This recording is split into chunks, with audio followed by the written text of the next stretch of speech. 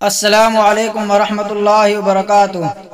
ناظرین، 28 نومبر بروز پیر ہے۔ خبر کا عنوان ہے: مسجد نما بس اسٹینڈ کا حلیہ بی جے پی کی دھمکی پر تبدیل، انا للہ و انا الیہ راجعون۔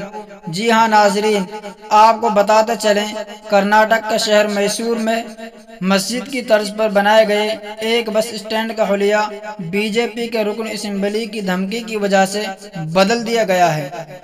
میڈیا کے مطابق میسور میں واقع اس بس اسٹینڈ کی چھت پر 3 سنہرے رنگ کے گنبد بنائے گئے تھے، لیکن بی جے پی کے رکن اسمبلی پرتاپ سمہا کی دھمکی کے بعد ان 3 گنبدوں کو ہٹا کر ایک گنبد تعمیر کیا گیا ہے اور اس کا رنگ بھی تبدیل کر دیا گیا ہے۔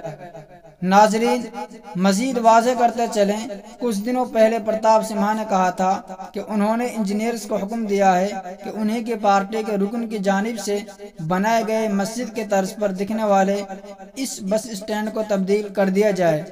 ساتھ میں دھمکی بھی دی تھی کہ اگر انجینئرز کی جانب سے یہ بس اسٹاپ 2 سے 3 دن میں تبدیل نہیں کیا جاتا ہے تو وہ خود اسے توڑ ڈالیں گے۔